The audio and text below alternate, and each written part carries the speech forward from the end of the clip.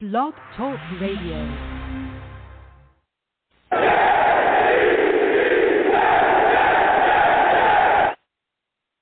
What's going on, folks?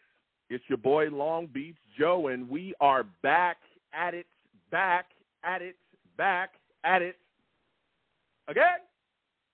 I'm back at it again, man.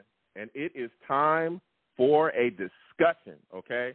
The Jets have a lot of things going on, and boy, oh boy, is it rough. We're coming off of a loss to the Patriots, man. Just lost to the Patriots 22-17. It was rough. Zach Wilson and his situation was rough, and boy, do we have a lot to discuss about that. So, again, call in 515-602-9639. That is the number to call in tonight, and we're going to get into it. We also made a trade. We got a lot of things swinging around here. Got a game coming up, too, so there's a lot to talk about. So, listen, let me go ahead and get into it. I am the man of the people. I am here for the people, okay? Let me shamelessly promote my Facebook page. Everyone go on Facebook, search The Long Beach Joe Show. Like that page. My content's up there. Go ahead and give it a listen. Message me. I'll message you right back. I love going back and forth with you folks about this football team. Also, leave me some feedback. I love hearing about what you folks think I do here on The Long Beach Joe Show. Your boy's also on Twitter as well, okay? At The Long Beach Joe. At The Long Beach Joe is the show's page. All right, go on over there and follow that page. Personal page, YoungJ000. All right, go ahead and follow that as well. I'm also live as well, live on YouTube, okay? Come on over to YouTube, all right? Type in Long Beach Joe Jets, Long Beach Joe Jets on YouTube. That's the page where you can watch the show live. Go ahead and subscribe, hit that notification bell, so when I post content, you folks will be in the know. I know there's a lot of people out there that say they don't know that, you know, and then they find out that, yeah, not only am I live, you know, not only do we do the live radio show as well, Blog Talk Radio / Long Beach Joe Show, but yeah, it's streamed live as well. They say, hey, Joe, you're looking good, man. Didn't know that you look so good. I say, hey, thank you. You know, I'm not an arrogant person. You know, I'm just a guy walking around and trying to make things happen in life. But they say, Joe, you're looking good. You're looking good. You know, we like your voice. We like the way you look. Keep it moving. And I do. So I want to thank y'all for that. And I want to thank you for checking out the show again, Long Beach Joe Jets on YouTube. Again, subscribe, hit that notification bell, give the videos a thumbs up. So when I post content, you folks will be in the know. We're also on iTunes as well. Going over to iTunes, The Long Beach Joe Show, The Long Beach Joe Show on iTunes, okay? Go on over there, subscribe to the podcast on iTunes, and give me a rating. Give me a 5-star rating and let me know what you folks feel about this radio show that we do over here. And I want to thank everybody that does that. I truly appreciate everybody that chimes in and let me know how much they enjoy the show. Greatly appreciate that. So now it's time to get into it. We have a lot to discuss, a lot to talk about. Again, 515-602-9639. 515-602-9639 is the number. Call in. But before we start talking about the Jets and all the trades and things that are moving on around here, around the league as well. As everyone knows, I'm big on impacting my community. As everyone knows, I enjoy doing whatever I can to help people out. We're now in the month of November, and there's a lot of people out here that are food insecure. A lot of people struggling with trying to find their next meal. And there's many people out there helping, okay? One of the main places that I love to uplift and make sure everyone knows about is the Community Food Bank of New Jersey, okay? For everybody listening, cfbnj.org is where you can check them out. And tonight we're going to have a very special guest to speak to us really quickly about everything that they're doing over there. I would like to welcome Mrs. Renee Halvenstein. She's the Senior Director of Special Events and Community Outreach there with the Community Food Bank of New Jersey. She's going to come on and talk to us about everything that they do over there at the Community Food Bank of New Jersey. Renee, I want to thank you for coming on the Long Beach Joe Show tonight. How are you feeling? Hi, Joe. Thanks for having me. Glad to be here. Absolutely, absolutely. It's wonderful. And, again, I want to thank you and everyone over there at the Community Food Bank for everything that you folks do to help, you know, the entire community, especially with all the food that you give out and everything. Now, can you please speak to my audience and tell them, because there's a lot of people that have misconceptions about what the Community Food Bank does, What do you say to people that believe that the community food bank is only there for people that are homeless, that you folks are only there to serve the homeless? What do you say to those people? Thank you. I appreciate that question. It's actually quite a misconception. There are people who are suffering from food insecurity or our neighbors in need, and they live in every city, every county, every town across the state. There's no lines between poverty and affluence when it comes to food insecurity. Many people are just one paycheck away from struggling that far. Yeah. Absolutely, and there's many people that don't understand that, and I want to, again, thank you, Renee, for clearing that up. Now, can you fill us in on your Check Out Hunger and Neighbors Helping Neighbors campaigns? Absolutely. So Check Out Hunger is a program that's been running for over 30 years, and it's running from now through January. It's at many of our major supermarkets and convenience stores in the area, and it's a great way for customers to conveniently give to their local food banks by donating $1, $3, or $5 at the register. Many of the partners also are offering it at self-checkouts now, which is wonderful to have it, moving forward with the technology. Mm-hmm. And then you also asked about... Go ahead. Sorry about that, Joe. You also asked about Neighbors Helping Neighbors. Neighbors Helping Neighbors is our internal name, our program that offers great opportunities for individuals, organizations, businesses to get involved and make a difference and fight against hunger along with us. They can do food drives. They can do fundraising drives. You can engage with your friends, your family, your colleagues. And the opportunity there is really just to be able to, give food, give funds, share your voice because you're sharing the message with so many others.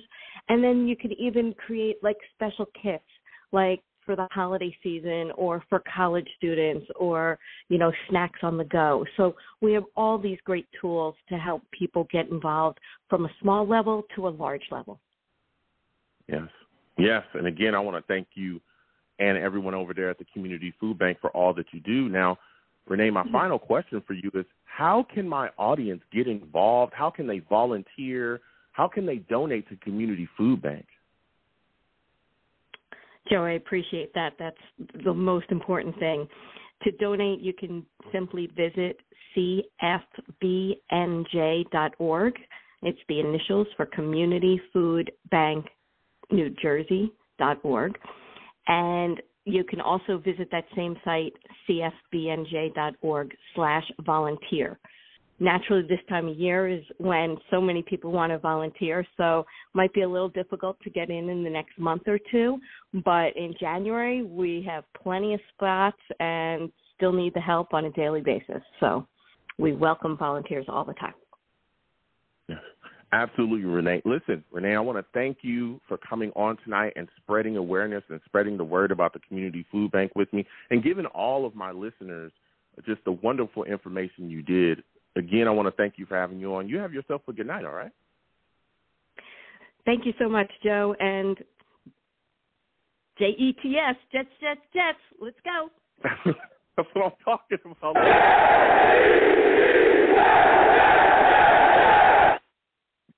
Salute to Renee again. Everyone, get involved with cnbfj.org again, okay? Community Food Bank of New Jersey, cfbnj.org. Get involved any way that you can, helping the Community Food Bank, spread just everything that they do, all of the things that they do to help people out there. Again, there's a lot of people that are food insecure, and like Renee said as well, there's a lot of people that think that it's just about serving the homeless. It is not. It's about giving to people. There's a lot of people out there working that are really looking for their next meal, and they're working every single day, but dealing with a lot of the issues of missing meals. So please get involved in any way that you can. Again, cfbnj.org. Please go there, give, donate, volunteer. Anything you can do is greatly appreciated. So, again, I want to thank Renee Halvenstein coming on from the Community Food Bank of New Jersey. Now, as we continue to move along, listen, and we're going to get to these lines again, 515-602-9639. 515-602-9639 is the number. Call in, all right? We're taking all callers, okay?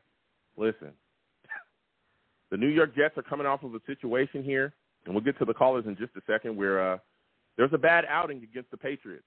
We lost 22-17. Zach Wilson did not play well in this football game. There was a lot of things going on with him, and we see he was very careless with the football, particularly in the second half. We saw right before the half, though, that we had a chance, man. We really had a chance, and there were some things that went wrong there. Zach Wilson actually coasted back and threw an interception after a turnover on downs. Again, the New York Jets defense was playing phenomenal, all right, playing phenomenal all throughout the game, honestly. And when Zach Wilson threw that interception, the Patriots actually, were able to capitalize with some points there. But before they kicked the field goal to make it 6-10, we thought we had a situation where we were going to be up 17-3. That's what we thought. And it was because Mac Jones dropped back, throws a pass that gets picked off by Michael Carter. Michael Carter takes it all the way back to the house for a touchdown, and we're thinking, oh, yeah, baby, we got things going. We got things rolling. Ain't wrong, okay? Ain't wrong. Flag comes out, ref looks up, and he says, roughing the passer call on John Franklin Meyer, which completely takes away the interception and the touchdown.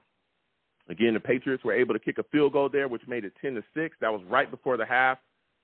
That closed it. The Patriots came out after the half, and they got rolling. I'm not going to lie to you. They really got rolling. They were struggling offensively, especially going into the half. There was a lot of people thinking that they were going to bench Mac Jones because he was playing so poop. Keep in mind, Mac Jones on the day was 24 35, 195 yards, only had a touchdown. And they came out and got rolling in the second half, man. Stevenson immediately had a 35-yard run. He was 16-71 on the day for carries, yardage. The Patriots really did a number on the ground against us. They had 194 yards rushing total. Mac Jones was able to hit Myers for a touchdown, which made the game 13-10. And again, Stevenson, man, he was active all throughout. Again, we talked about that. He's a big weapon. He also had 7 catches for 72 yards against us as well. Now, at that point in the game, we were hoping, hey, we could keep pushing. We could keep moving along. We can keep making things happen. Well, the Jets missed a field goal, and the offense just continued to spiral out of control and struggle. Just continued to struggle. But again, the Jets defense was playing well. It's playing very well. Quentin Williams was able to get a big sack that stopped a Patriots drive. The Jets defense got 6 sacks as a whole on the day, man. There was so much pressure coming from our front. Carl Lawson, again, Quentin Williams, Rankins, we saw him flying around. Huff was flying around. There's a lot of things moving and shaking out there with this Jets defense. It looked good. But the offense just couldn't get itself together. Couldn't get itself rolling, man. Couldn't do it.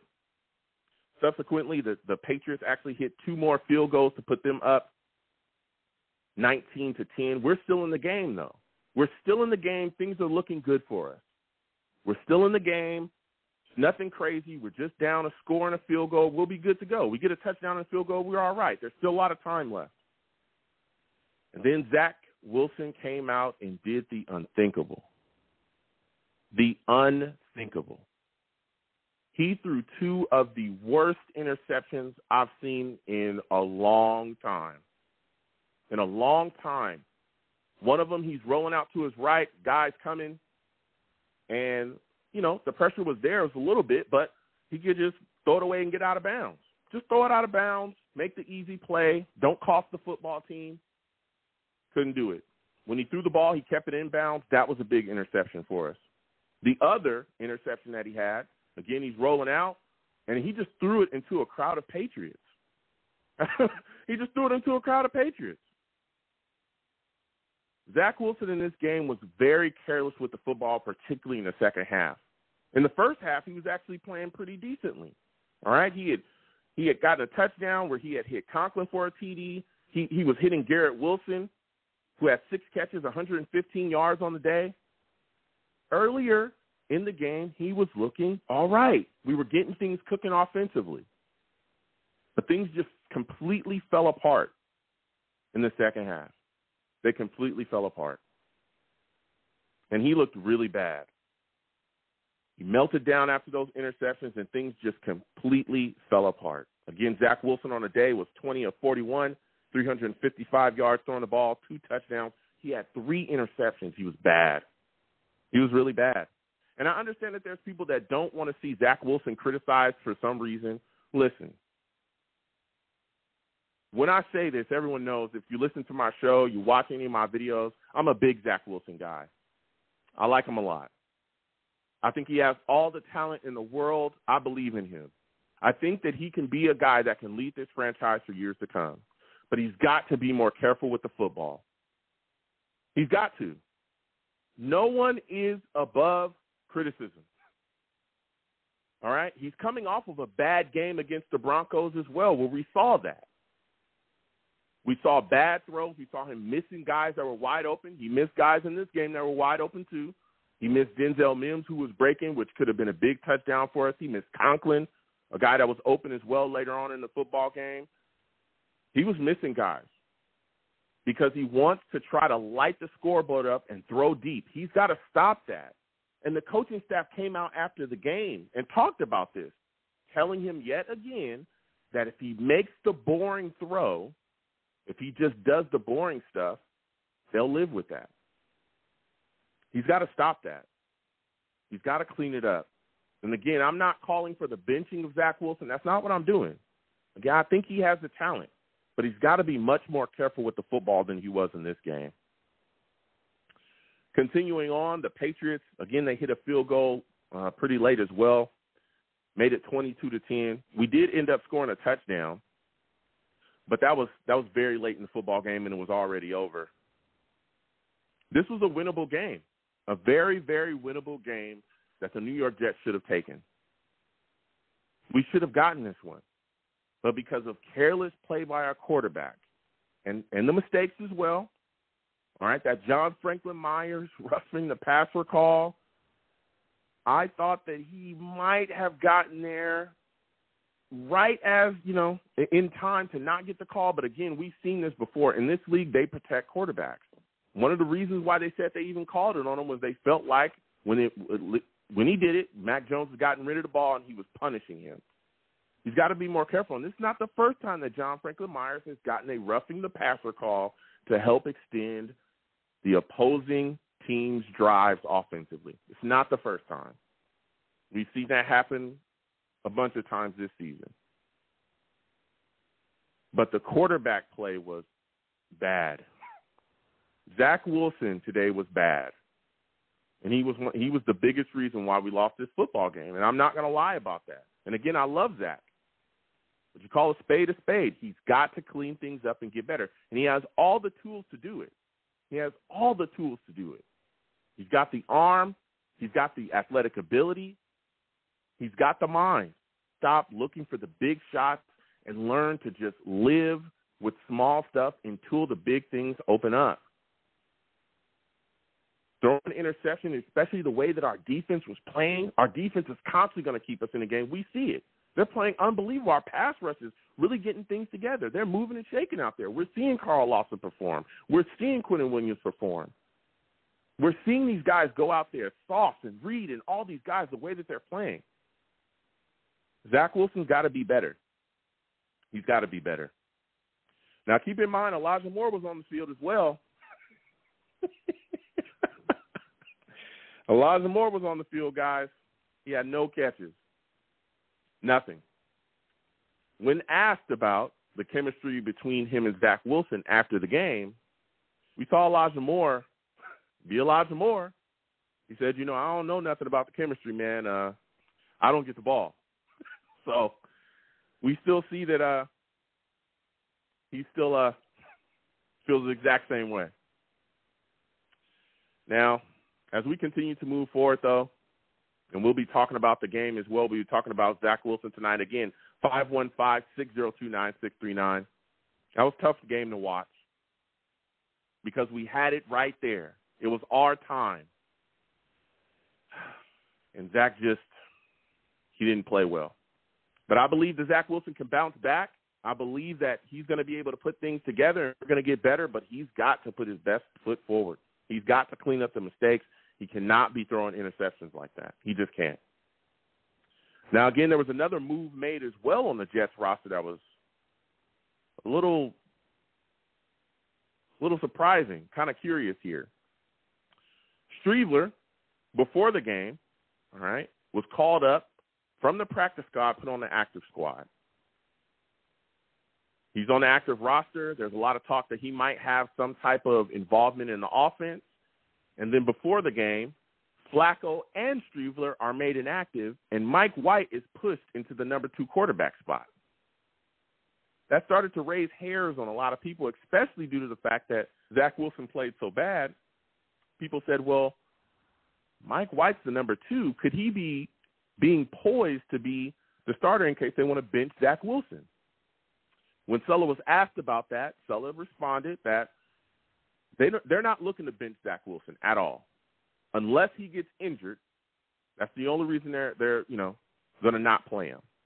But they did say they wanted to make sure that Mike White was prepared in case Zach Wilson was injured, that he would definitely be the guy playing. Now, again, earlier in the season, we saw Joe Flacco was the backup. Joe Flacco was the guy that got the starts. Joe Flacco was the guy that they put out there when Zach Wilson was dealing with that meniscus injury. So that's a very interesting move by the New York Jets. We're going to be talking about that as well tonight. 515-602-9639. Again, 515-602-9639 is the number. Call in. We also know that today the trade deadline, all right, said and done here. And there are some moves that have been made. The New York Jets are actually able to make a trade here.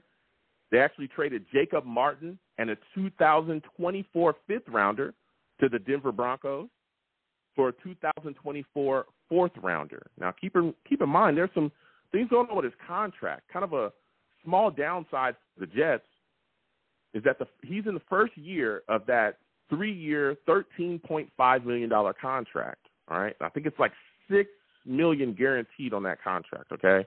Now, we save a little cap room now, but next year we're going to get hit with a $2.3 million charge for him, which is, it is what it is there. So the Jets were able to make a move for a guy, and I know there was a lot of people that looked at that situation and went, whoa, Jacob Martin, we're moving on from him. But the New York Jets have depth at the defensive line. We don't know that. Quentin Williams, Sheldon Rankins, Jermaine Johnson, we'll see what's going on. Hopefully he comes back, is going to be able to play in the next game. Carl Lawson, Bryce Huff, Bryce Huff played well yesterday as well, was actually one of the guys that caused an interception that Mac Jones threw. So there's a lot of guys, Vinny Curry, Solomon Thomas. We can go on and on and on again about the guys that we have up front in our defensive line. So this is a move that netted us a 2024 fourth-round pick, and I think Joe Douglas is going to take that pick and really try to make some things happen. I know there's a lot of people looking for us to move for an offensive lineman, and that was a legitimate, thought. But Joe Douglas, to this point, has not done that. They're banking on Fant and Max Mitchell coming back. A lot of talk about them coming back after the bye from their injuries and then continuing to roll that way. I assume that we're going to address the offensive line position in, either free agency or the draft, which is more than likely the draft because I don't think he wants to give up any draft compensation. There were also trades around the league as well. We're going to get to the lines in just a second. 515-602-9639. Again, 515-602-9639 is the number. Call in. The Miami Dolphins were able to get Bradley Chubb and a fifth-round pick from the Denver Broncos in exchange for a 2023 first-round pick and a 2024 fourth-round pick and Chase Edmonds. So the Dolphins get Chubb. We got another pass rusher in the building, or we got another pass rusher in the AFC East. It's a big deal here in that building. The Bears also traded they also made a move for Chase Claypool as well from the Pittsburgh Steelers, gave him a second-round pick. The Vikings also got T.J. Hawkinson. Man, they made a move there, acquired themselves a tight end, gave some picks to the Detroit Lions.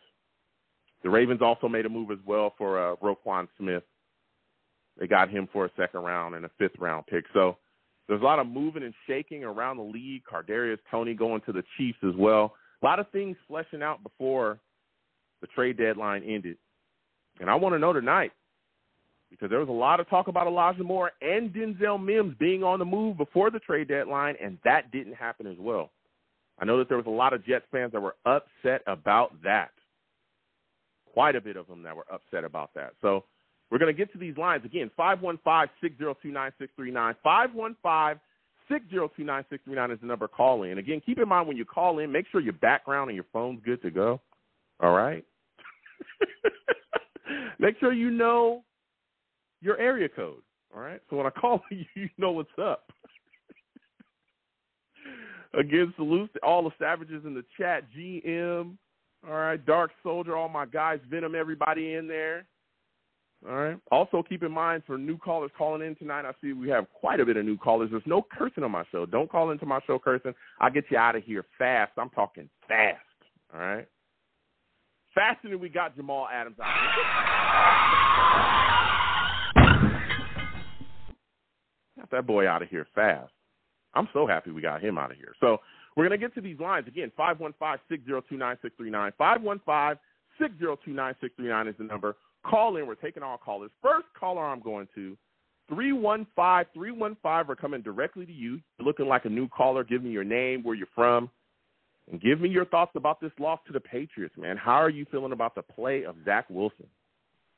Hello there. Am I on? Hey, how's it going? Yeah, hey, good. First-time caller. I just from. brought you on the YouTube here, and I've been really diving into YouTube, and there's a lot of really good shows, and yours is one of them. Oh, thank you so much. I truly appreciate you, my friend. What is your name again? My name is David. Okay, David, it's always good to speak to you. David, listen, the Jets are coming off of a loss to the Patriots. Give me your thoughts, man. How do you feel about the way that we played out there? What were your thoughts about Zach Wilson? There's a lot of Jets fans that are just besides themselves about the way that he's been playing. Well, Joe, I got 2 points. First, the quarterback, and secondly, the defensive mindset. I'll address the quarterback first. The quarterback is unstable. We see his arm. We see he can throw. We see he's good in certain situations when his feet are set right moving forward. But the quarterback is unstable. Thank God they didn't trade those receivers. They're all highly talented. The only one that hasn't proven anything really is our quarterback. And when I listen to his post game, he was so smug, Joe. He was aloof, acting like he didn't owe an explanation, acting like, it was all a team effort here in this loss, and I'm not really to blame. He should have pointed the finger at his chest and said, what a disgrace. I can't believe I played like that. I can't believe I threw the ball so recklessly. I'm sorry, Jet fans. You deserve better. Next time, I'll do better. I'll keep my focus. That's how I feel about that. I feel he's talented, Joe, but he's arrogant. And thank God they put Mike number 2 because he needs to be challenged. He's walking around like I'm untouchable, and they just play this guy. Now, he's got the talent. You got to stick with him because they got so much invested. But that can go to his ego and his head, and then he can get into this attitude like, well, maybe I'm just untouchable, and I'm just going to showboat, and I'm going to Hollywood this thing, and I'm going to be reckless until it works out my way because I'm bored if I'm not running around like the showman. That's what I feel, Joe. How do you feel about that? Yeah, and David, I'm telling you, you're bringing some heat right now, and that's kind of how I feel as well, because even the coaching staff has come out yet again, and this is something that they talked about last season with Zach, about, listen, just make the boring throws. If throwing the ball away is what you need to do, or just taking the check down, because, again, there were guys, even on those interceptions, there were guys that were open. They just weren't running deep down the field.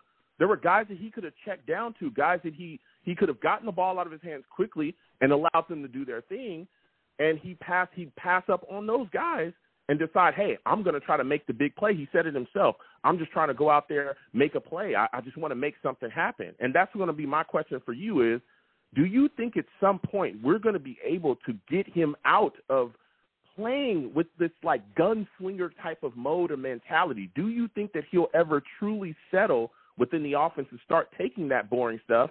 And how much of that is on Mike LaFleur to get him into the mode and comfortability to do those things?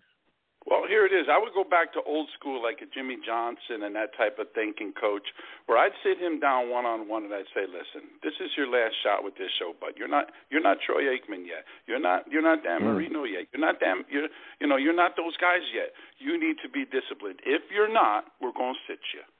because we need to. No, it's not that we don't believe in you, but we got to have respect for ourselves as a team. You're hurting those other teammates out there. That's their bread and butter. If you're throwing around the ball recklessly, we start losing. All of a sudden, they might be losing their job because the records aren't good, and then the team's got to make more changes to adjust to that pattern of bad playing of football. It affects everybody, Joe. So I'd sit them. No, listen. I'd threaten them, and I'd say, and it goes with the coach. Salah's got to stop yelling so much at the refs. Start. Now, we don't know what's going on behind the scenes, but we do know his quarterback was arrogant in that press conference. Where did he get that attitude from? Yeah. That should have been chiseled out a long time ago. Yeah. No, listen, I hear you. So, and really quickly, I know you talked about, possibly if you were the coach, you would sit him down and speak with him about sitting him if he doesn't clean it up. So in your mind, if you were the coach, would you put Zach Wilson on a leash? And if so, how many games are you giving him to clean things up before you would decide to sit him?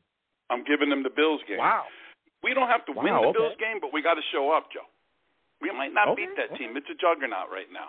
But with the defense is so tight that they can keep the game under at a winnable score, I think.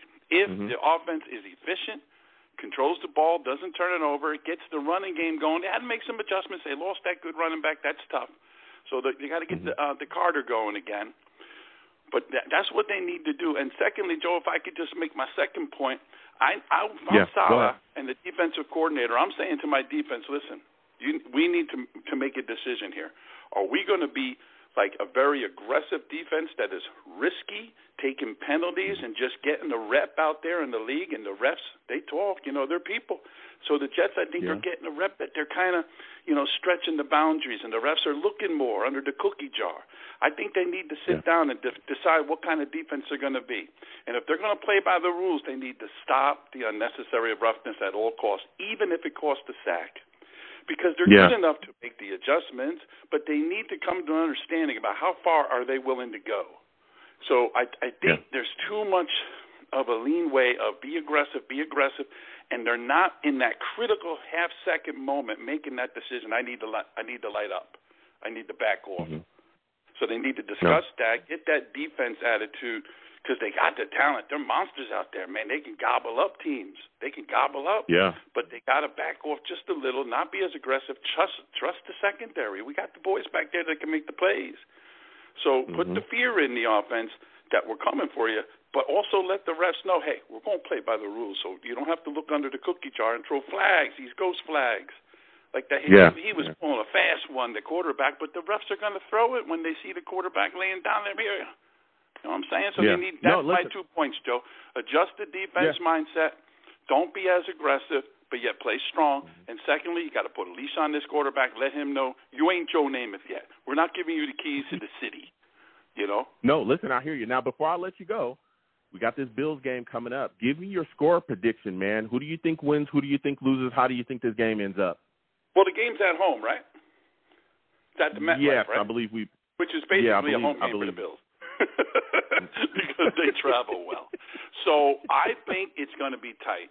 I think the team is really upset they lost that game. That was a winnable game at the Patriots. And I think they're still focused. We saw signs that this team is an up-and-coming team that can bring it, can do it, can win. And I think it's going to be close. If we don't turn the ball over, we play discipline, get the running game established so that the Bills aren't looking for the pass all the time, knowing that the Jets are committed to the run, even if we're behind a touchdown or so. Commit to the run, play action pass, short, medium range, bomb every so often to keep him honest, because he can throw the ball. He can throw 50, 60 yards with some zip, but don't be reckless. Got it. And I think here it is. I'm going to say it. Jets 30, Bills 27. Ooh, Jets 30, Bills 20. All right. That's right.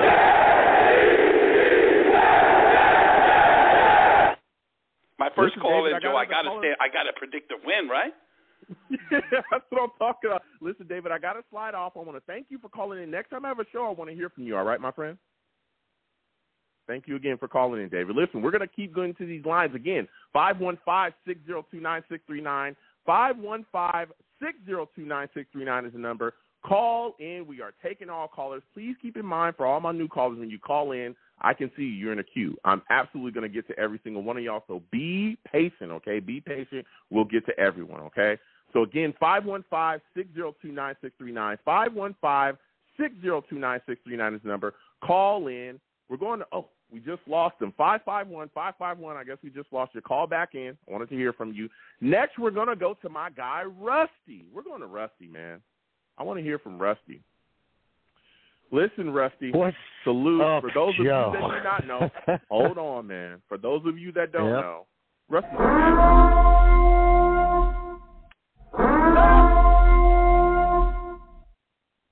Rusty's a straight savage, man. Listen, Rusty, there's a lot to talk about, man. All right, New York Jets lose to the Patriots. We saw Zach Wilson go out there and just look really careless with the football, threw 3 interceptions, really held us back in this football game. Give me your thoughts about his play in this game, man. How do you feel about him coming out of this Patriots football game?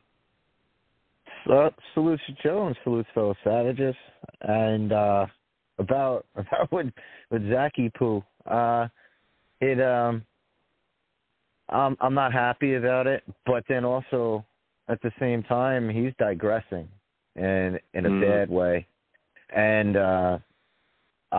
it's on him, and I think it definitely is on a QB coach. Something has to go with there, and something is going on to the fact that he's not allowed to pass to certain wide receivers. And I noticed it in the past couple of games even more so, especially with what's going on with soon-to-be Jamal 2.0. But because when you see it, he's running around like a chicken with his head cut off, but Mimsy is open. You have more that are open, and I've seen it on not last week, obviously, because he wasn't there, but with Mims being open, and then even with Moore being open, I think they're honestly telling him not to pass it to those two dudes. I swear to God. And why, I don't know. Maybe, listen, hold on, Rusty. And I hear your take, but I don't think it's that they're telling him not to pass it to him, because if they didn't want them to even be an option as far as, producing offensively, they wouldn't even have them on the field. I think it's that Zach is missing these guys. I'm being completely honest. We've seen this multiple times. And again, yesterday we saw there were plays when Elijah Moore had a step and was open. He missed them. There were plays when Denzel Mims could have had a touch. If he put that ball that he threw to the sidelines of Denzel Mims, where he threw him out of bounds, if he put that out in front of Denzel Mims, that's a touchdown. Easy. Oh, yeah. Denzel Mims had that guy beat. And again, Denzel, we've had issues with him and stuff like that, whatever, right? But I love against Mims. the Patriots, if he put that ball out in front of Denzel Mims, that's a touchdown. I'm sorry. There's nothing stopping Denzel Mims at that point. So I don't think it's that they're telling him not to throw to guys. I think it's that he's just missing guys. He's missing guys. And that's just what it is. We got to be honest about this. I don't know, Joe, because I hear you, and I'm with you on that too. But it's kind of weird, when obviously if some guy, people are going to come out and say, I'm not getting targeted and go that whole route and keep it out of house instead of in house. But I mean, it's pretty noticeable, man. Like as soon as Mims did that in preseason. And they literally kept him out of there, and until you couldn't deny him, because both him and Shrevler were the God Kings of the preseason, and it's just keeping on going. There's something that happened. There really is. I don't know what it is, but we have to definitely get a quarterback coach. That's for certain, because rest in peace, Snap. It's so sad and bad. There's something very, very wrong in that quarterback coaching room, because he can't even he's not even doing his checkdowns to his running backs out. He had Carter, what was it, a 3rd and 2? Yeah. All he had to do was just dump it. Instead, Judon freaking swats it. Why even? And it was right there. It's like you're saying too, and like I'm saying too. I don't know. There's something crazy. There's something. It's something. It's probably all three. It's all things coming together. Who knows? Yeah. Here's what I think it is. And again, we've seen this with Zach before. And again, I love Zach Wilson. I do. I love the big arm. He's like Favre, and then exactly. That's you. the problem. is that you don't have to be Brett Favre to be successful in this offense. And I think that Zach is so hell-bent with launching the football down the field and doing what he was doing in college, which was the reason that a lot of Jets fans fell in love with him. I like him because of his touch. Before the draft and all that stuff. Yeah, listen, he's got a rocket arm. He can launch the football down the field. And it wasn't even his long ball. It was his short to intermediate ones. That's what I liked, and now it's gone. Exactly. But hold on a second. Here in the NFL, you can't do that stuff, all right? You need to, especially in this offense, you hit the guys that are open. You hit the guys that are in space. Jimmy Garoppolo, who's trash, was good in this offense. The Niners pushed and made moves in this exact offense that we're running with Jimmy G. You hit the guys that are open. You get the ball to the guys in space. When it calls for a deep shot, when the defense gives that up, you take it. But trying to constantly force the football down the field when it's not there, I'm sorry, okay? I'm going to call it out just like anybody else. That's what he's doing. You want to know why? Oh, yeah. He did the same thing last year, Rusty. The same thing. The coaching staff came out and literally said publicly, look, we've sat him down and told him you need to start making the boring throws because you're killing us trying to do it the other way. Guess what, Rusty? This week, Sulla comes out and literally almost says the exact same thing. I would like to see Zach just make the boring throw. If it's throwing it out of bounds and throwing it away, do it. But running backwards and spinning around we saw in Denver, like we saw in this game against the Patriots, getting crazy, trying to throw balls where they don't belong, just make the boring throw, dog. We know he got it. We saw it against the Steelers. But you don't have to try to launch the ball downfield because you're missing guys that could get you easy free yardage. Give me your thoughts. That's the thing, though, too. I'm with you, but that was the thing, too. Like on those boring throws, Mims was open, Moore was open, and it's weird. And like, especially too, when he threw it when I think it was Conklin, one of the interceptions. It was just horrible. It was like he was he was a poppy seed on a freaking salt bagel, and the salt was all Patriots. And he threw it like, how is it not going to get intercepted? Then when you look down and like when they had the zoom out where you could actually see the field, on the left and in the middle, there was Moore and Mims. Wide open. Just chilling. And it's just like, cool, man. You know, like, hey, what's up, bro? What are you doing? No, I'm just waiting for a pass. What about you? Yeah, same here. Cool.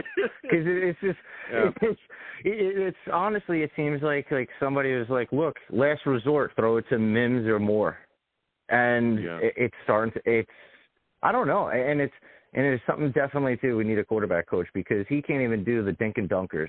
And I don't know who, it's something. Get somebody. And then they should, like, if anything, put him in timeout, bench his ass for a game. Sorry. But, like, throw in the Strezmeister. I don't care. At least at least the guy can take a thumping and, you know, he sort of seems like Tim Tebow, but can actually throw it, you know, honestly. Now, I'm not forbidding Zach Wilson. Like that. I want to see what he has. Listen, I hear you.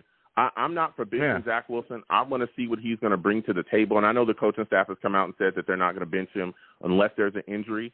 But I need to see him work through this. This is 2 bad games. Again, Broncos was a bad game. This was a bad game. I want to see him step forward and rebound. Now, continuing on with this discussion, Rusty, because let me tell you something. The offense was spotty, but the defense looked phenomenal. Give me your thoughts about the roughing the passer call that John Franklin Myers got. Aren't you just beside yourself constantly seeing this team make those type of mistakes in critical key points of the game? I wanted to kill him. I wanted to physically reach to the team and strangle him again. They got to do in-house finding. Because like say you're coming at and you can't pull off, like you can't pull the parachute or whatever, you know, the eject button. Just bear hug the dude. You don't have to bring him to the ground. Just bear hug him. That happens all the time instead of like shoving him. You know that he's got the ball away. freaking pull him into you, bring him closer, give him a little dance action just so he knows that you're coming and you're there, so it's in his head clock that he's got to release it, and that will throw him off. So you're not getting a roughing the passer. You're not getting any of those things. And then if it does go a pick six, suplex his ass after he already has the catch, so then it's a penalty instead of not an erased touchdown and a 10-point swing and But, it was wild. Other than that, it was awesome. What are your thoughts defense about is spectacular. Yeah, our defense played unbelievably well, and that's why it sucked again to watch us lose to the Patriots, because Mac Jones was awful. But moving forward, what were your thoughts about the Jacob Martin trade and us getting a fourth rounder from that trade? I love it. That's in 2024, right? So do whatever you got to do. Do whatever you got to do and get to the number one draft pick or close to it so that we can draft Marvin Harrison Jr. as wide receiver and just say, see ya.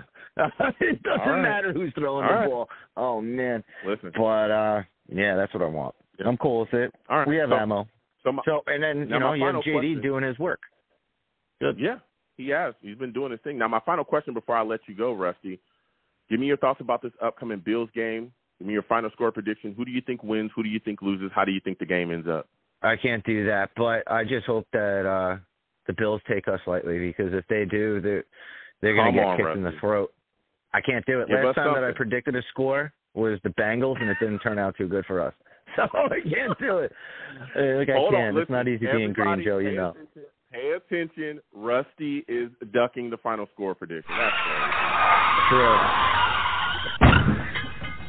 Oh, I'm jumping out of it like that car crash. I'm ducking. Rusty, you have yourself a good night, my friend. Next time I have a show, I want to hear from you, all right?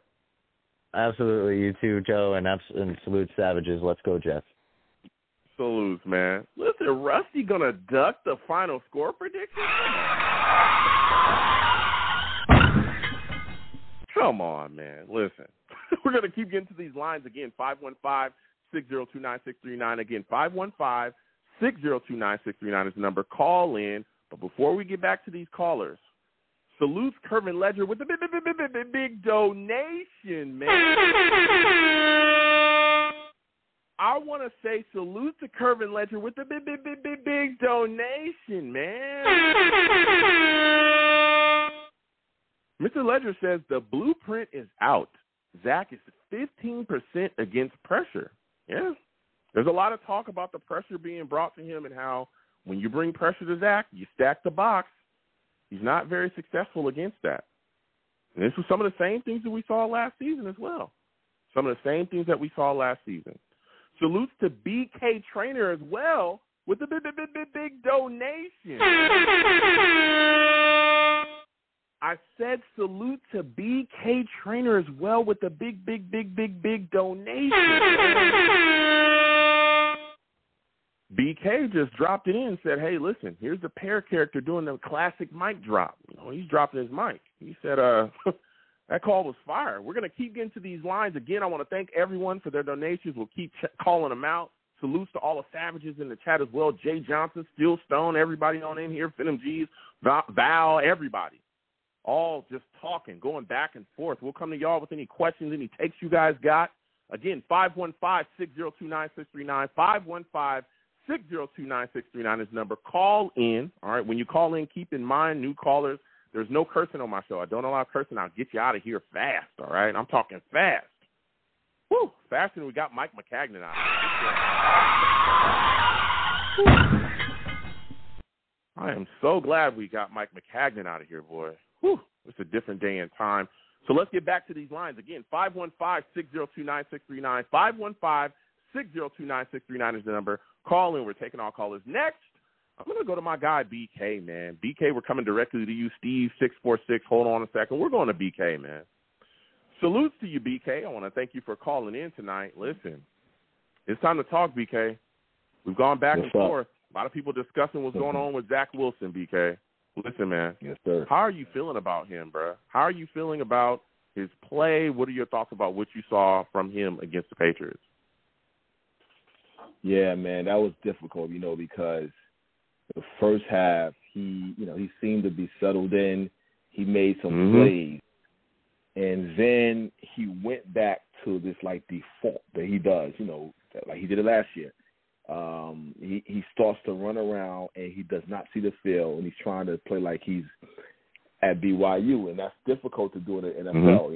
He just for some reason he does that, and I think that what I wanted to see in the second half is them try to establish the run, even if it got a little boring. I didn't care if it got a little boring, even if it got predictable, only because the defense was dictating the game anyway, our defense. So the ball needs to be taken out of his hands, so to speak. That's what I'm basically saying. So that way he won't have those problems, because he go into a loose default where he continue to make mistake after mistake, and it's a spiral, and it looks like ugly football. It just looks ugly.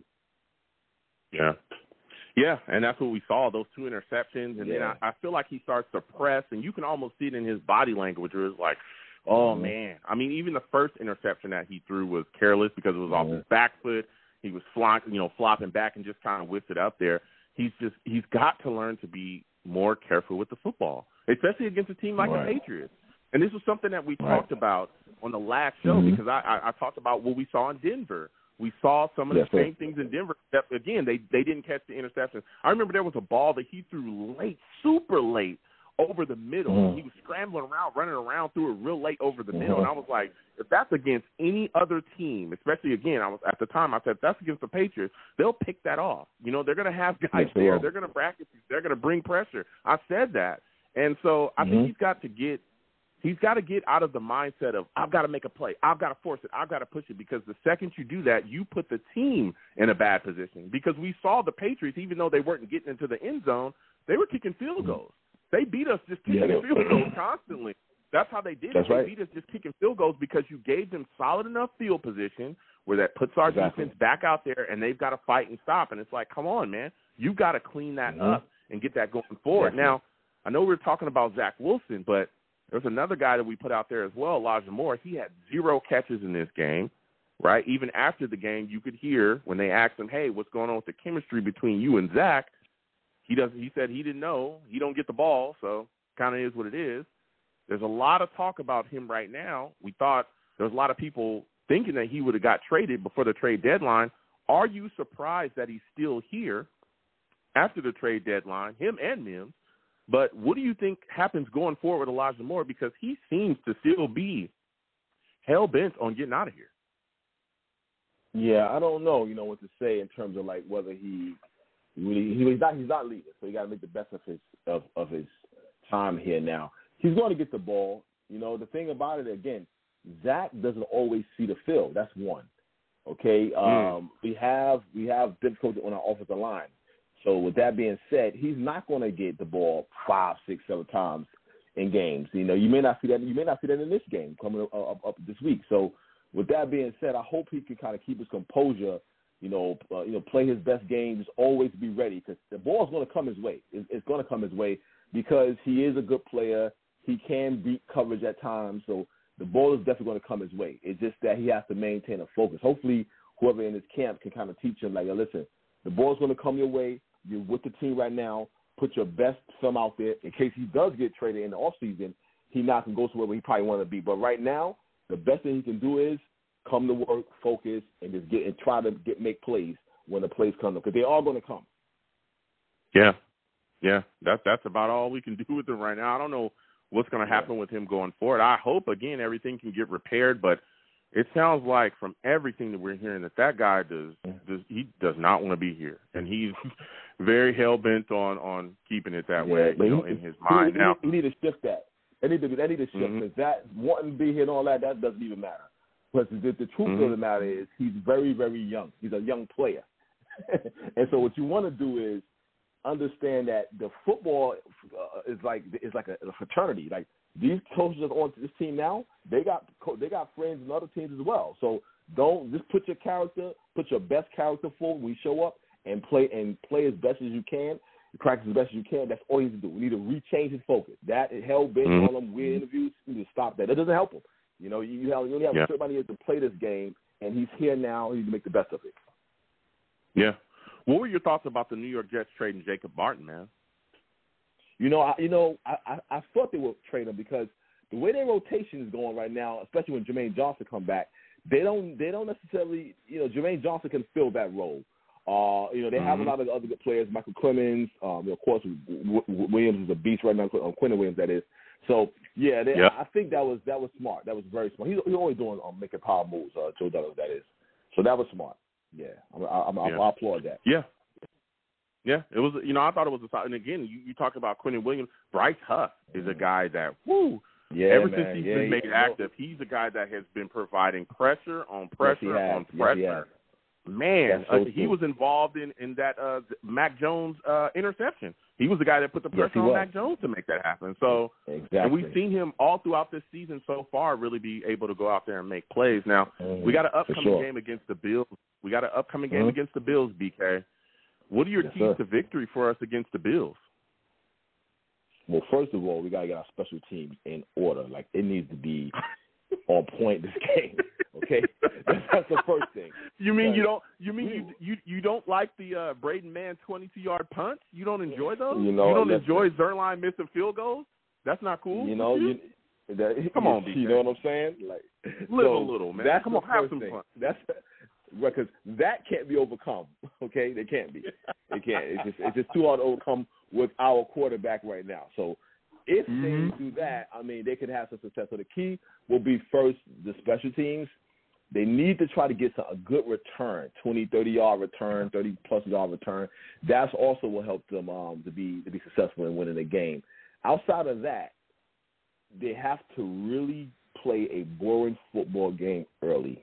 Now, they're going to have to score over 20 points to win, but early, play a very boring football game, even if it's predictable. It doesn't matter, because what you want to do is you want to be able to be in the game without giving the game away. We're making decisions that are difficult for our quarterback to make at this point in his career. So just have the game plan where it's very basic, very simple early on, and then strategically take your shots down the field. No, yeah. That could be a solid. Now, my final question for you before I let you go, give me your final score prediction, man. Who do you think wins? Who do you think loses? How do you think this game ends up? Well, I'm going to give you the score, based upon me being optimistic, okay? So I'll be honest with you. So I think we can win the game. I really do. So I think we win the game. We could lose it too, but I'm gonna go with the win because I'm a fan. I'm gonna be optimistic. So I'm gonna say 27 to probably 24. We get the win, and that's only because I really believe Matt LaFleur is going to put together a good game plan. With what he has in terms of the players that's on the team, especially if we get Corey Davis back. Okay, so he took the Jets. Let's go. All right. Listen, BK, I got to get to these callers, man. I want to thank you for calling in. You have yourself a good night, all right? You too, man. Peace. All right, peace. Listen, BK calling in. We're going to keep getting to these lines again. 515-602-9639. 515-602-9639 is the number. Call in. We're taking all callers. Next caller I'm going to as well is my guy, Colin. We're coming directly to Colin, Steve, D, Venom. Hold on a second, all the new callers. We'll get to you in a second. Salutes to you, Colin. I want to thank you for calling in tonight. Listen, Colin, there's been a lot of discussion, man. The Jets dealing with what's going on with Zach Wilson. What are your takes about the interceptions that we saw from Zach against the Patriots? Hey, Joe. Good evening, buddy. Good evening to all the savages out there. All right. Salute. Yeah, it was hard watching that game. It was the game we had to win. We were home. It was the Zach Wilson coming out. It was the game he was gonna show everyone that we can win games. With him winning the games and not the defense and the running game and everything else. Yes, it was brutal. If you were the coach, if you're looking at Zach Wilson and his performance, are you looking to see him? Would you put him on a leash at this point? How many games are you giving him until you're looking to say, look, we got to sit you down, we got to bench you and start Mike White or Joe Flacco or whatever? What kind of leash would you put him on? Yeah, I'm not gonna. First of all, Zach Wilson was not my guy to begin with, but you have to let the guy develop. You can't put a leash on him and say, hey, you have 1 game, 2 games to get it right. Okay. You know, you just have to play him out to the season. Flacco and Mike White is no better. We're not going to win any much more games with them than you're going to win with Zach Wilson. But you know, Zach Wilson just needs to correct a lot of things. He's doing a lot of things wrong. The New York media, it you know, this is it's difficult when everyone is saying you're the next Andrew Luck, Peyton Manning, and no one is seeing it. You know, and you know, how old is Zach? What is this guy? 22 years old? You know, 23. Very young. I don't know if he's 20. Something like that. Yeah. I mean, very young kid. How many people at 22, you know, is fully matured and, you know, can handle the type of pressure that New York has to offer? You know, he just needs to correct a couple of things. And LaFleur's got to do a better job of some of the play calling as well. You know, we can't just sit back here and just keep blaming Zach for everything. The running game was where was the running game? You know, Justin Fields, they ran for like 200-something yards a week ago, and we didn't ever have 50 yards rushing if we had that much. I think we had like 51 yards total. 51 yards total. Yeah. The entire game. 51 yards total, Colin. Keep going. Yeah. Yeah. So Breece Hall gets hurt, and all of a sudden, you know, Michael LaFleur forgets that, you know, you still have other guys that can run the ball as well. And then now you're trying to like expose Zach Wilson by having him make all these plays, like trying to make all these plays to prove a point, you know. But was he really exposing him though, Colin? Because I'm sorry, but was he really exposing him though, Colin? Because we saw, right? We watched the game and we're seeing that there's guys open. He's missing guys like Denzel Mims that are wide open. Easy check down throws to Michael Carter we saw against the Patriots. He's wide open and he's missing him. So I understand you're right. The running game should have been more active, right? Maybe we should have tried to do more on the ground. But it wasn't happening. We put the ball in Zach's hands. There's guys open, and instead of kind of getting those guys, we're seeing him try to scramble out and launch a football downfield, putting balls where they don't belong. I mean, doesn't that concern you as well, the decision-making? That's my big thing. It does, but like I say, you know, you went away from a recipe that was working, right? You were running the ball. You were winning games. Zach Wilson was throwing for less than 200 yards, whatever. Who cares? But you were winning, and you went away from that recipe of how you were winning when you just saw what the Bears did running the ball. So, I mean, as far as Zach Wilson, you know, like there was a lot of complaints that Zach Wilson is throwing the ball too hard to guys 10 yards down the field, right? Now it looks like he's trying to float the ball. And that's not working for him either, because clearly there were some short passes that, you know, he just kind of just tried to like just do a smooth pass. Well, what we saw though, honestly, what we saw was just bad mechanics though, Colin. That's what we saw. We saw bad mechanics. Yeah, we saw a lot of bad mechanics. That the first interception he threw was off his back foot. The other one that he threw, he kept it in bounds. That was that was a bad interception. The one he threw down the field was in a crowd of Patriots. So I don't think it's like, you know, I don't think it's just, hey, he's trying to know. It's bad mechanics and him not necessarily looking and finding guys or seeing the full field either. I think that's his big issue. Yeah, he's got to be a little more clever with his decision making. How he, you know, when he needs to throw the ball away.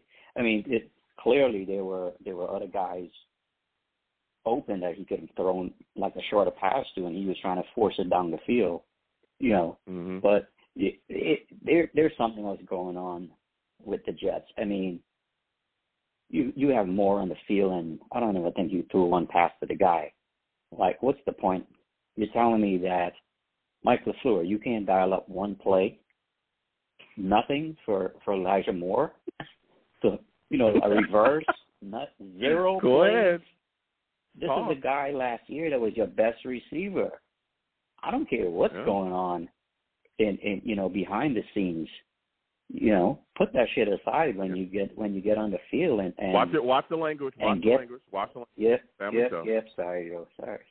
Yeah, but put your differences aside and get everyone involved in the game. At the end of the day, the goal is to win the game, not to go out there and have a guy running up and down all day, and you spitefully not gonna throw the ball to him. I mean, you're not gonna win games like that. That's not good for the locker room. It's not good. Period. For morale or anything. No, listen. But yeah, I think I hear you there, Colin. They all got to do a better job of coaching and listen, I hear you. Better job of his decision making. Yeah, I mean, you're speaking facts. There's things he could have did, like I said as well. I was surprised that Elijah Moore got 0 catches. He, like you said, I thought that there could have been something to get the ball in his hands, but it didn't happen. So my final question before I let you go, Colin, because you've been bringing some heat. We got this Bills game coming up. Give me your score prediction, man. Who do you think wins? Who do you think loses? How do you think this game ends up? 47-10. Bills. Ooh, I'm just being realistic at this point. Oh, I mean, I haven't seen. Oh my goodness! I haven't seen anything, Joe, to say that the Jets can go beat the Bills. I'm sorry. All right.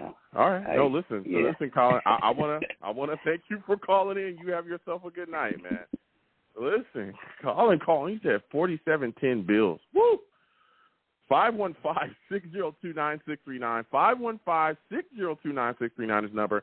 Call in, but before we get to these callers, salutes to my guy Corey Washington with the big donation. Again, I want to thank Corey Washington with the big donation. Corey says, in reality, I wish Zach Wilson was playing better and he could have epic battles with Josh Allen. Even if we lose, I want to see hard-fought, respectable QB play in him. Wide receivers are open, and he's missing him. Mr. Washington speaking his mind, salutes with the big donation again, man. Thank you. Savages are talking, all right? We're going to keep getting to these lines again. 515-602-9639. 515-602-9639 is the number.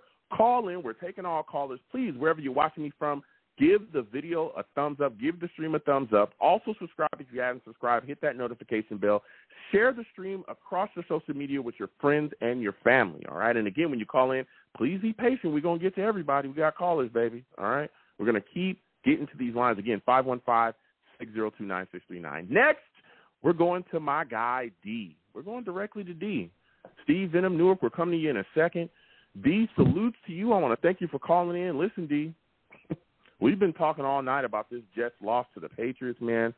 What are your thoughts, man? How are you feeling about Zach Wilson? Is he a guy that, in your mind, is on a leash at this point? Would you want to see Zach Wilson get benched? And if so, how many games are you giving him to step up until you think he should possibly be seeing that bench? He definitely should be seeing that bench, but it ain't going to happen. What's up, Joe? What's going on, man? So how many games are you giving him? If you're the New York Jets head coach, how many games are you giving him to step up and clean things up before he's seeing that bench? If he have another game like he did the other day, as soon as possible. I didn't know Mark Sanchez snuck back in the locker room and just took over because this guy is playing like Mark Sanchez. Nope. Listen, I don't know. I want to be clear. I don't know who. Yeah. Go ahead. I want to be clear. I don't want to see Zach Wilson benched at all, but I know that there's a lot of people in the fan base that are screaming for it right now, that are screaming for him to be benched. I don't think he should be benched. I think he should be allowed to go on out there and continue to push and continue to fight. And this is year 2, and we need to figure out everything possible about this guy. So we need to figure things out, but he has to be allowed to go out there and play. And, again, the coaching staff has come out and said that they're not going to bench him unless, and it's not a bench, but the only time he's not going to be on the field is unless he's injured. That's the only time he's not going to see the field. But there's a lot of Jets fans calling for him to be benched, So, again, go ahead, give me your thoughts, man, because, again, he was careless with the football. We saw 3 interceptions. I mean, give us your take on it. The only difference is, can you imagine, just imagine this. He wasn't playing good when the offensive line was healthy. Oof, he wasn't. I haven't seen a real complete game out of him. He's doing the same thing. He's still throwing off his back foot. It's killing me. It's killing me, and he can't see the field. I never wanted him in the first place. I wanted Justin Fields to begin with. I did not want this guy. And now I'm seeing exactly what I knew he would be. He's a bum. He's a bum. Come on, D. Listen, D. I hear. D. Listen, I hear you, and I'm gonna be the guy. I'm not gonna look. Zach Wilson's made his mistakes, but we've also seen flashes of greatness from this guy, right? Look, go back and watch that Steelers fourth quarter. That wasn't magical. That was magical. He won us that game single-handedly. All right, and up until this point, we were undefeated with this guy. All right, we had a strong running game. Things aren't working now. I know he's had 2 bad games, the Broncos game, the Patriots game, but I believe that he can bounce back, D. I believe he can bounce back. I know you call him a bum. I get it. But he's got to clean things up, and I will absolutely agree on that with you. Now, moving forward, all right, now we made a trade here, Jacob Martin for a 4th rounder, or Jacob Martin and a 5th rounder for a 4th rounder. What are your thoughts about that move? I mean, I wish it was a 2023 4th round draft pick. We got to wait 2 years for that pick. Yeah. So, I mean, it was smart. I mean, we got enough defensive ends as it is. That move won't hurt us. Yeah. That move won't hurt us at all. I just feel like Miami getting Bradley Chubb just pushed us further back in the division, especially with this offensive line we got. Yeah, and that's what a lot of people were saying as well, and I spoke about that earlier. A lot of people were saying, okay, trading Jacob Martin was great, but they were looking to see us make a move for an offensive lineman, and Joe Douglas didn't do that. They're waiting on Fant and Max Mitchell to come back, and that's supposed to be after the bye, so we'll see what happens going forward with those guys. But that's what I'm thinking. And, again, I know people are saying it's a 2024, but you can use that capital to trade, right, match with the capital that we have in the upcoming draft to trade and possibly make a move. We've seen Joe Douglas package those late-round picks to move up. That's how we got Elijah Vera-Tucker. So I understand, all right, but I think we'll be okay. Now, my final question for you, D, because you're cooking right now. We got these Bills coming up, man. Do you think Zach Wilson will be able to bounce back against the Bills? 551, I'll see you. We'll come to you in a second.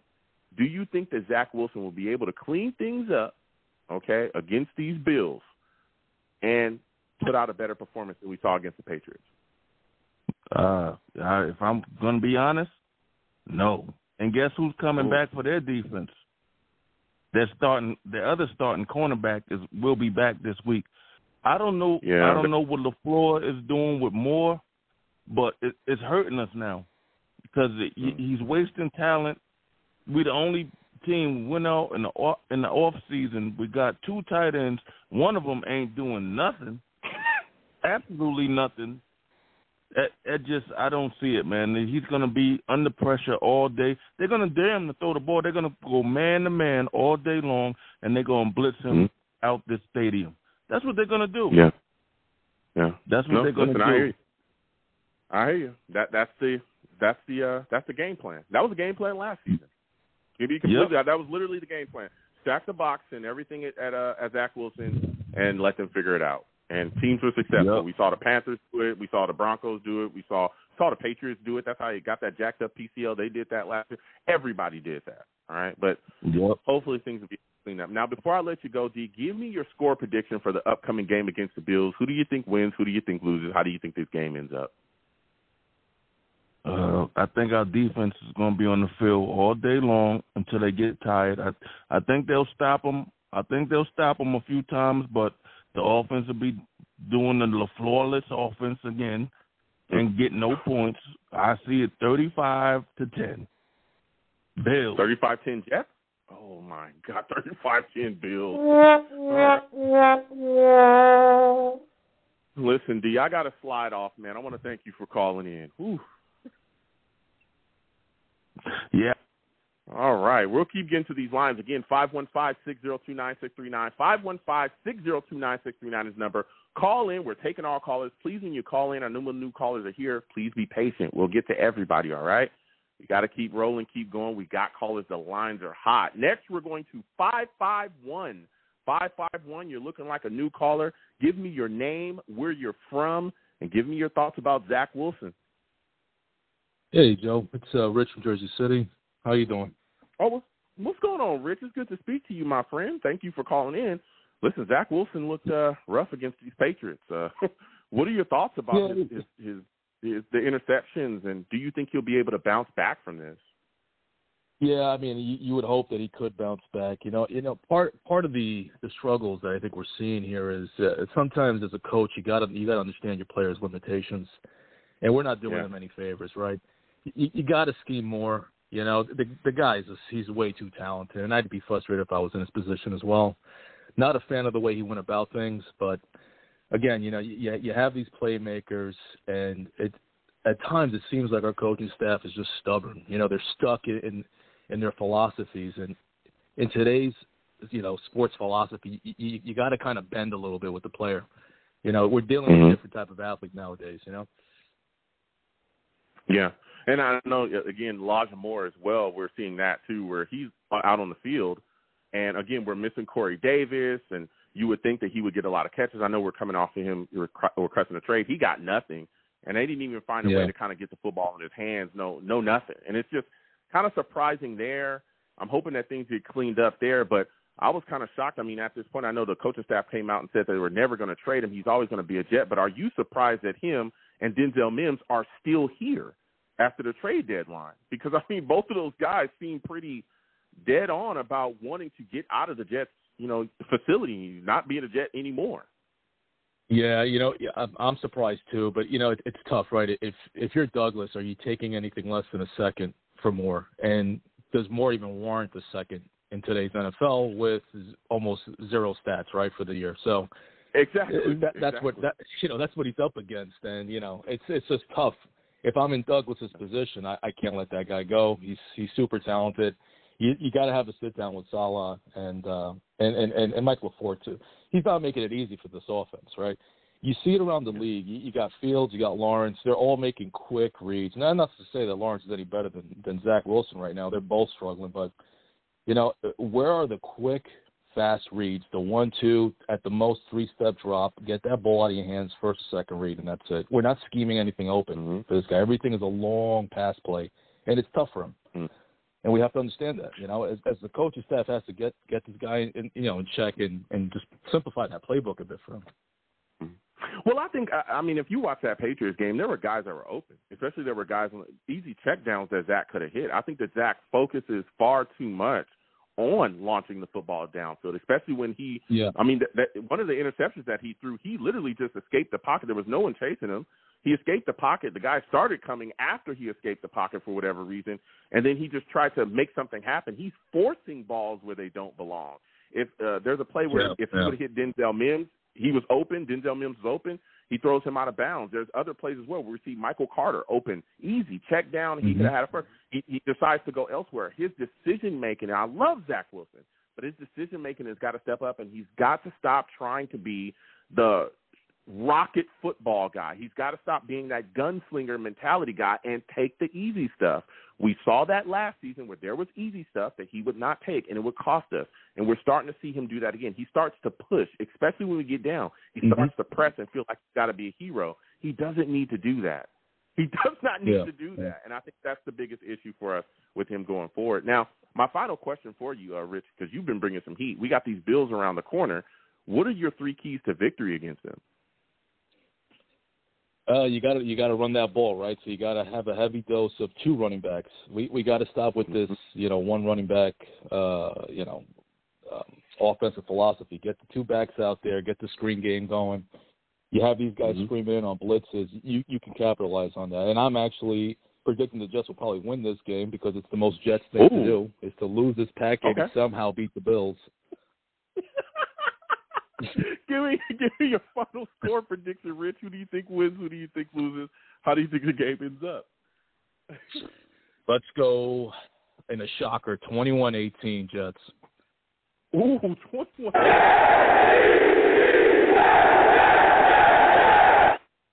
Listen, Rich, I want to thank you for calling in. Next time I have a show, I want to hear from you, all right?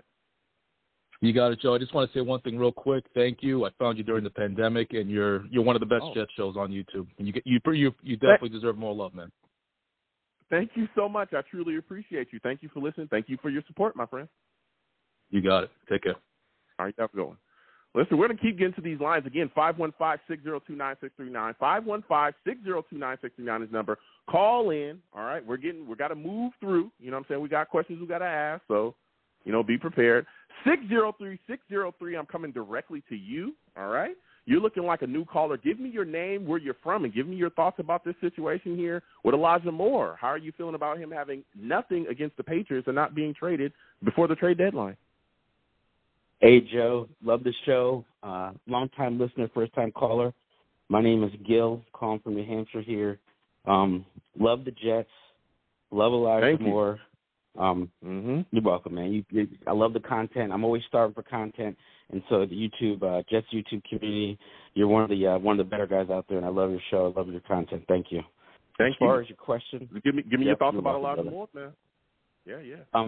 Elijah Moore, I feel I don't think there's any other way you can look at it. He's selfish.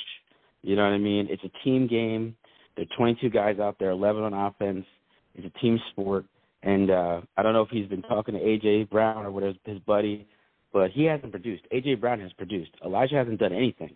And so this diva attitude that he has, I know he thinks he's good. I know he is good. He's talented and everything like that. But you got to wait your turn, bro. You know what I mean? You can't just he's on a rookie contract for 4 years. And I know he wants to get that big first contract. He wants to put his stats to get second contract. And without the ball, you can't do much. But at the same time, he hasn't done anything yet. You know what I mean? I don't understand. He's not working from a position of power. So hopefully now, I think that the trade deadline's passed. He can't be moved. There's nothing, he has to either play or not. I mean, there's really nothing he can do. He can't be traded now. So I kind of think that's over. Before you hang up on me, I just want to – I know we're beating a dead horse, Zach, but this is going to be the conversation. No, right? He's our quarterback. All right. Yeah. So Zach reminds – I love the Jets, right? I want to like Zach. I want him to succeed more than it almost brings me to tears how much I want him to succeed. You can imagine, right? I want him to be elite and top five quarterback. I do. But I really haven't seen anything. He has an amazing arm. The ball comes out like a missile. It is amazing. He does have a wonderful arm. It is fun to watch. He can throw the ball a mile. He throws the ball hard. I mean, that spiral, those tight spirals he throws are beautiful. They are. But you know who he reminds me of? He reminds me of those guys that you watch on YouTube that can dunk, right? They do all these highlight films. They jump out the gym. Yep. They have these crazy 350 dunks, dunking their legs.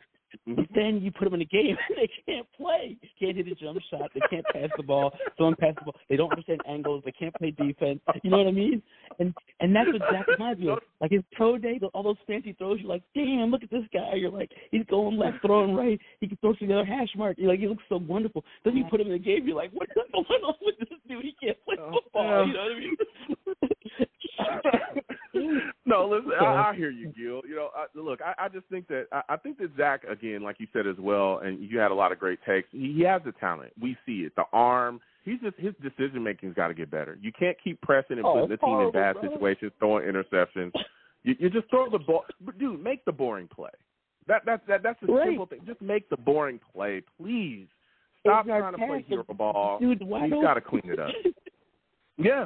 I mean, guys are wide open. It's very frustrating. To go elsewhere. So, yeah, I mean, it is what it is there. But listen, Gil, before I let you go, because you've been bringing some heat, man. Again, we got a lot of callers. Give me your final score prediction for this upcoming game against the Bills. Who do you think wins? Who do you think loses? How do you think this game ends up? Man, as much as I want the Jets to win, the Bills are going to beat us up, bro. Oh, give me your score. The Bills are the truth. I'm not going to lie. I hate to admit it, but the Bills are the truth. We're going to get beat up. I don't know what the score is going to be, but they're going to beat us by at least 2 touchdowns. Give me something, Gil. Give me some type of score here. Don't duck the score. I think we can score. I think we can score about 10 on them, but they're going to be in the 20s or 30s. We're not going to score more than 10 or 15. All right. That defense 20. Okay, let's. All right.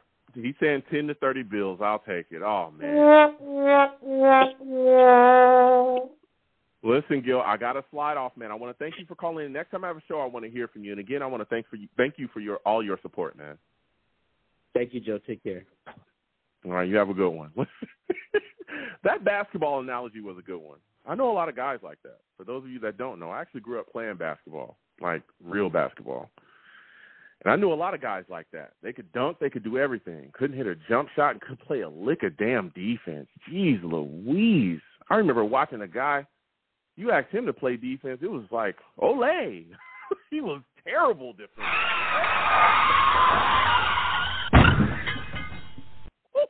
That guy was awful. We're getting back to these lines again. 515-602-9639. 515-602-9639. It's the number to the show. Call in. We're taking callers. We're going to everybody. Learn how to play defense. That's all I'm going to say. Next, we're going to go to my guy, Venom. Venom, we're coming directly to you, Steve, Newark, Rashawn. Other caller, we're coming to you in a second. Salutes to you, Venom. For those of you that do not know, that boy Venom, he's a savage, man.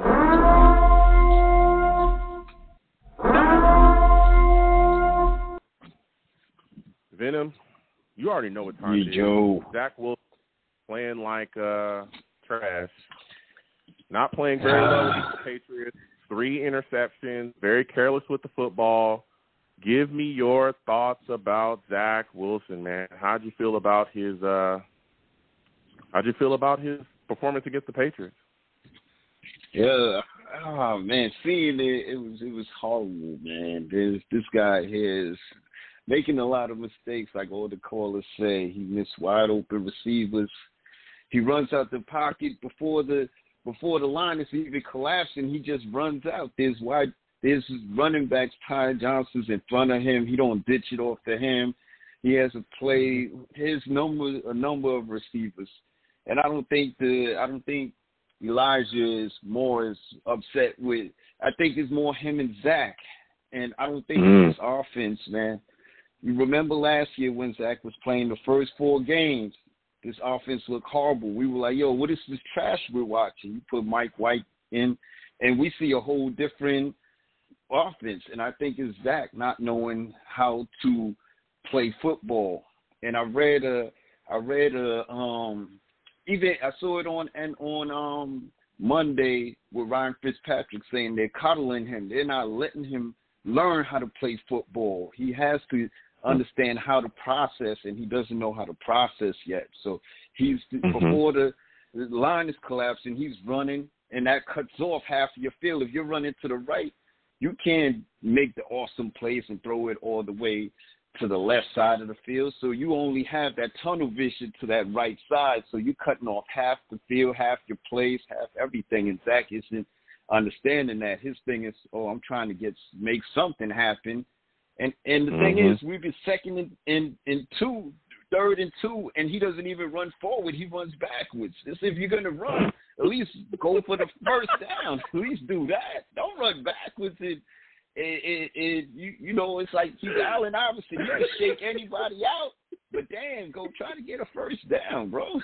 Do something. Oh man, Venom. I think, and I love that. But watching him run backwards is driving me insane.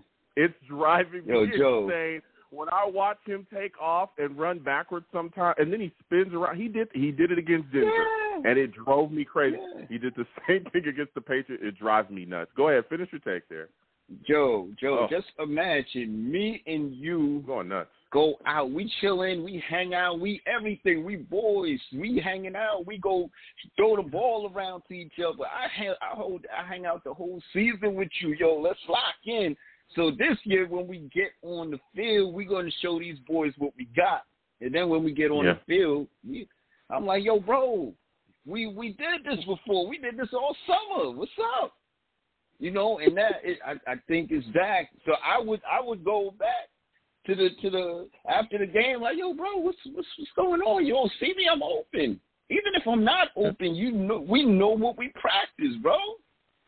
Yeah. The NFL, I just need to stretch out, get the ball. So I think his frustration is with Zach and Mike LaFleur. His play calling it doesn't utilize these players' skills, because we wouldn't see these top dogs being on the bench this long. We wouldn't see Elijah not getting the ball this long. If you put Elijah in any other system like Philly, they got the little Smith dude catching all these plays and making people look crazy. Elijah's just that version of him, but he's not getting the opportunity. So I understand this frustration, bro. So there's a lot of things in the midst. Yeah. No, listen, Venom, I hear you, and you're bringing some fire. Listen, my final question for you, we got these Bills coming up, man, and they're a good football team. Give me, do you think that Zach Wilson will be able to bounce back against them and have a better game, and then give me your final score prediction, man? Yo, every time we play the Bills, they don't smack us. We hang in there. I think it's going to be an even battle. And that, last year they beat us 13-19. So I don't think it's going to be that demolishment that everybody thinks about. But I think it's going to be a close game. I think it's probably going to be 28-21. Buffalo. I think they're going to beat us, but we're going to hang in there. Okay. No, listen. Just 28-21. It is what it is. You didn't pick the Jets, but I respect that. Listen, Vin, I want to thank you for calling in, man. I got to slide off. Joe, I got one question. Go ahead. All right. Go ahead. What do you think about us now making a move for all these players? The Quins, any defensive player where we could have went for a fifth, went for a fourth, went for a second. Why don't you think we didn't make a move for one of these players? Yeah, my whole thing is, and I'll let you go after this. And again, this is a great question. My thing is, I think that Joe Douglas is focused on. I mean, we got enough pass rush up front, right? Our pass rush and our front line is stacked to the gills, right? Our secondaries, our defense is good. If anything, I would have wanted to see us trade for an offensive lineman. If anything, if we were going to trade for something, it'd be something to help us along the offensive line, and that was pretty much it. And I just don't think that Joe Douglas was in the mood to do that. I don't think he's in the mode to do it. I think he looks at the draft as something that he can utilize to fill positions and maybe even free agency, but we all know he loves his draft. And you look at a lot of the guys that we got, right, the stars of this football team, guys he drafted, right? Sauce is a guy that's putting in work, drafted him. Garrett Wilson, who had 6 catches for 115 yards, he's one of the bright spots yesterday, we drafted him, right? He's got the upcoming passer. Jermaine Johnson's coming back. At some point he's going to, get rolling. If he turns out to be, we hope he drafted him too. So I think that Joe Douglas looks at the draft as, this is what I'm going to utilize. So, and even Elijah Vera-Tucker, guy moving around. Guess who drafted him? Joe Douglas. So I think he looks at the draft and everything as something that we're going to use. I know people are laughing, but Max Mitchell, Fant, they'll be coming back soon. So I think that that's what he's looking to do. So, Venom, I got to get to the rest of these callers, man. I want to thank you for calling in, bro. Next time I have a show, I want to hear from you, all right? No problem, coach. All right, you have a good one. Listen, we're going to keep getting to these lines. Again, 515-602-9639. 515-602-9639 is the number. Call in. We're taking all callers. Next, I'm going to my guy, Steve. Newark, Rashawn. Other caller will come to you in a second. Steve, salutes to you. All right? I want to thank you for calling in. Listen, Steve, I hope everything's good with your phone this week, man. We want to hear from you. Give me your thoughts about Zach Wilson, my friend. How are you feeling about his performance? Hey, Joe. Well, first off, thank you again for having me on your show. Absolutely. Listen, Salute. I had a lot of confidence going into the game on Sunday against New England. I thought at first that maybe this would be finally the time that we could finally beat the Patriots in a regular season game for the first time since 2015. Everything was looking so good for the Jets in the beginning of the game. But then after when Zach threw his first pick and John Franklin Myers was called for that roughing the passer penalty, and it's even like you can't even touch the quarterback anymore. That's just the thing about the NFL that's just not so fun anymore. Like, you can't even touch the quarterback. And honestly, I really wish that the referees did pick up that roughing the passer penalty. I'm going to be honest, I thought it was a bad penalty. And apparently it was announced on Twitter that yesterday that the referees made a mistake with that call. They apparently announced that mistake was a call, and they apologized to the Jets organization for that call. And honestly, well, I know that really Mike Pereira me. had come out. Yeah, I know that Mike Pereira had come out and said that he needed to, or that he thought that the call was right because it looked like John Franklin Myers was looking to punish the quarterback for getting the ball away. So I hear that, and I if they apologize, and that's wonderful, but that doesn't help us now. You need to make the right call, but what blows. Yeah, and that's not the only, that call, I was like, all right, we've seen that again before from John Franklin Myers hitting guys late, but that call against C.J. Mosley for the helmet-to-helmet on Mac Jones, that was the one that took me out of my seat because Mac Jones was a runner at that point, and he was the guy that initiated that type of contact with dropping his head and his shoulder into C.J. Mosley. I could not believe they called that on C.J. Mosley, but like you said as well, Steve, those refs, there were some questionable calls there. Now, Steve, Elijah Moore is clearly, a guy that is not interested in being a New York Jet. Are you surprised that we didn't move him or Denzel Mims before the trade deadline? I gotta be very honest. I was a little more shocked that we didn't move Denzel Mims. I knew Elijah Moore was staying. I knew he was going to be staying no matter what happened with the whole thing with this. But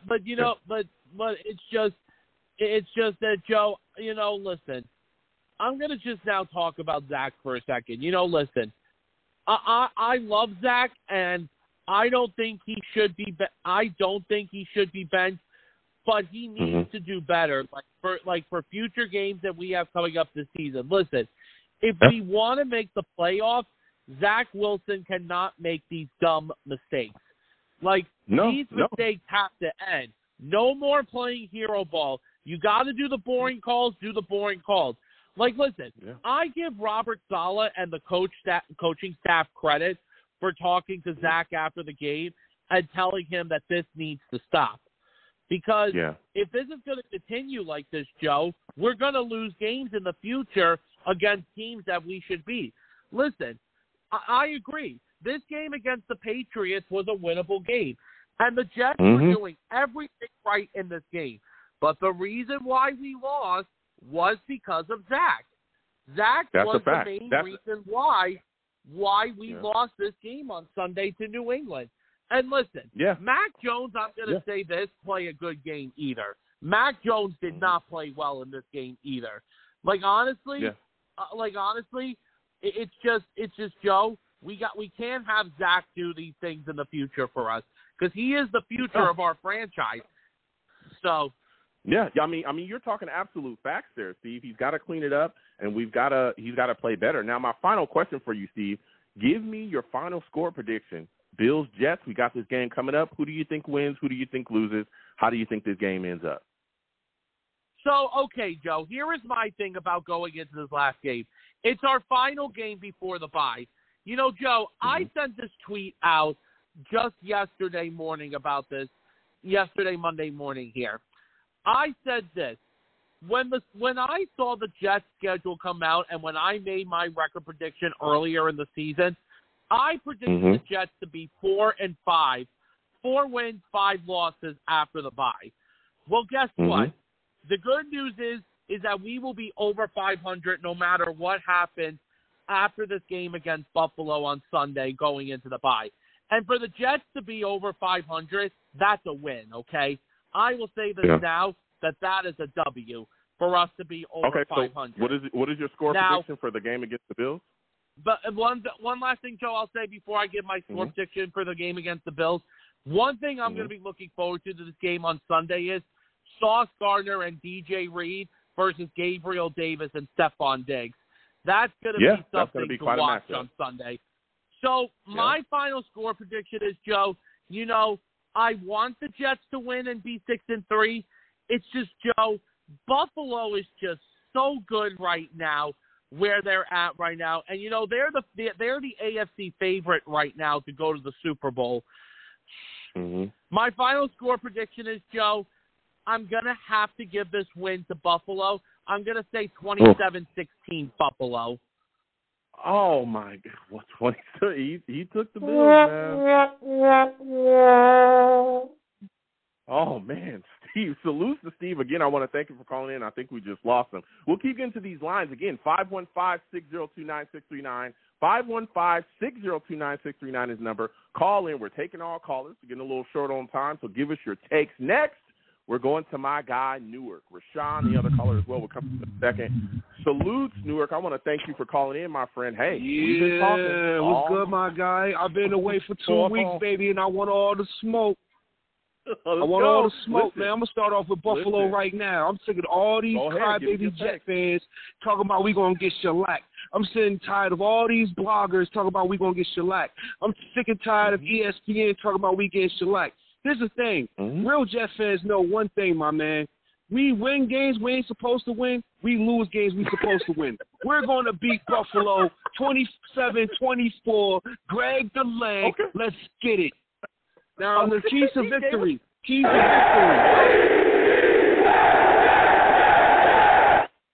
All right, now, before I say anything, my brother, every time I come on the show, we win.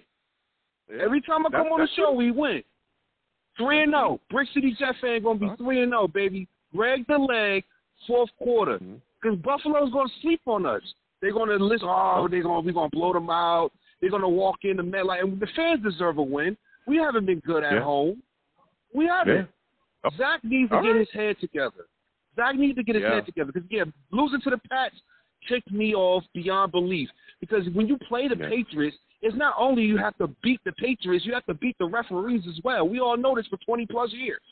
There's no secret. There's no secret. There's no secret. I've been saying since the beginning of the season, we're going to split with the Pats. You know what? We lost at home. It is what it is. We're moving on to Buffalo. But we're going to beat Buffalo. We're going to ride that momentum in New England, and we're going to smack New England. I guarantee you, Joe Namath. Hashtag that. All right. Listen, I want to thank you for calling in, Newark. I want to thank you for calling in, man. This was a phenomenal call. Hey, brother, hey, brother, you too, man. We win. Definitely Victory Tuesday. I'm going to be back on here again, but guarantee that. You'll be safe, my man. Same to you. You have a good one. Listen.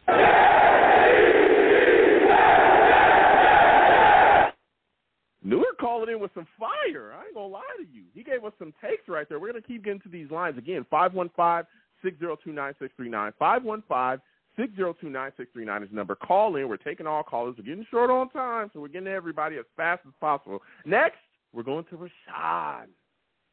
Rashawn, salutes to you. I want to thank you for calling in tonight.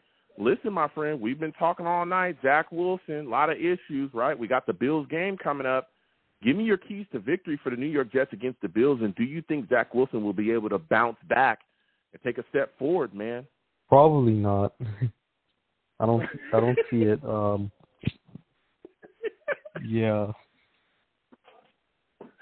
So what do you think happens, man? Do you think we'll be able to protect Zach Wilson against the Bills pass rush? No. I mean, I don't see it because the O-line's banged up, and this is probably one of the better defensive lines they played.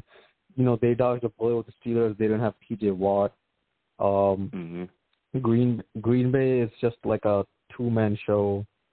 Last week, the Patriots just have Judon. That's like the only really threatening one. This team has multiple. Von Miller and Rousseau, excellent pass rushers coming from both sides. So that's going to be a lot harder now. Yeah. No, listen, I hear you. So for you, when you look at this situation, I mean, what is your final score prediction? Who do you think wins? Who do you think loses? How do you think this game ends up? Probably like 27-16. I think someone said this before. I could see 27-16 who? Bills. Oh, 27-16 Bills. Oh, wow. That's quite a He's taking the Bills. That's who Rashawn's taking, man. Listen, I hear you. So you don't think that Zach Wilson bounced back? You think you'll see him go out there and do the exact same stuff, huh? Yeah, it's going to be hard to fix his flaws. One is when he escapes, right, he's not, like, he doesn't have a plan. I think he's freestyling too much. That's the thing. That's like you're a basketball guy. That's like if you cross someone over and you make them drop, right? But then you miss the jumper. So does that really like that's Yes, that's a good analogy, too. You drop a guy and then you don't get the bucket. Well, nice move, but that ain't really do anything. No, listen, I hear you, Rashawn. I hear you. He's got to clean things up. But I got to get back to the rest of these lines, man. Listen, I want to thank you for calling in. You have yourself a good one, all right? Yep, you too. Take care. All right. Listen, Rashawn calling in with some fire. We're going to keep getting to these lines again. 515-602-9639. 515-602-9639 is the number. Call in. We're taking all callers. Man, these basketball analogies are flying. I like this. All right? We're going to keep it rolling. Next, I think this is my guy, Val. We got a Skype caller here we're going to. Is this Val? Yes, sir. Val, What's up, hold Joe? on. For those of y'all that salute, what's up, Val? For those of y'all that don't know, salute. Val.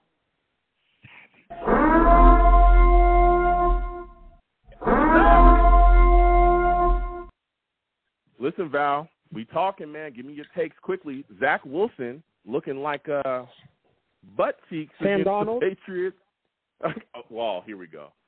Here we go. Oh, here we go.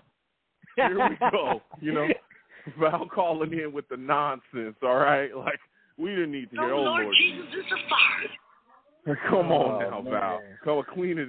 Slow down, all right? Slow down, all right?